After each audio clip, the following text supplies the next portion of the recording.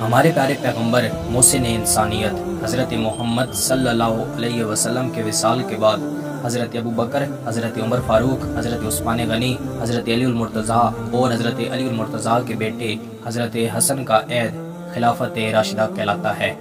اس عہد کی مجموعی مدت 30 سال ہے، جس میں حضرت ابوبکر صدیق رضی اللہ تعالی عنہ اولین اور حضرت علی المرتضیٰ رضی اللہ تعالی عنہ آخری خلیفہ ہیں۔ حضرت حسن بن علی رضی اللہ تعالی عنہ کی 6 ماہ کی خلافت حضرت علی رضی اللہ تعالی عنہ کی خلافت میں شامل ہے۔ جیسا کہ جمہور اسلاف کی رائے ہے، اس عہد کی نمایاں ترین خصوصیت یہ تھی کہ یہ قرآن و سنت کی بنیاد پر قائم نظام حکومت تھا۔ 8 جون 662 عیسوی سے لے کر 28 جولائی 661 عیسوی تک مدت خلافت ہے۔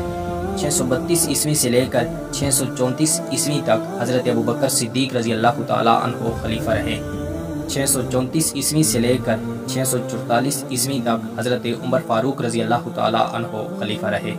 644 عیسوی سے لے کر 656 عیسوی تک حضرت عثمان غنی رضی اللہ تعالی عنہ خلیفہ رہے۔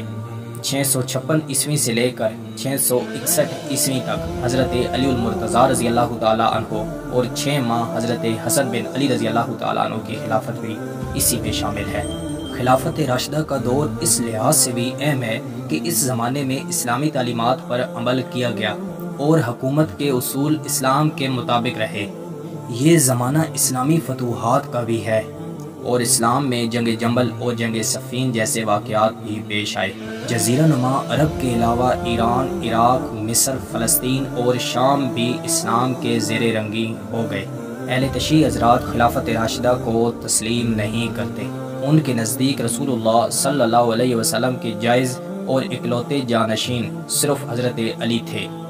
وہی اسلام کے پہلے امام اور حقیقی خلیفہ تھے۔ اہل تشیع میں خلافت کی بجائے امامت کا تصور پایا جاتا ہے۔ خلافت امامت کا چھوٹا سا حصہ ہے۔ آنے والی ویڈیو میں ہم خلافت راشدہ کی خصوصیات کو دیکھیں گے۔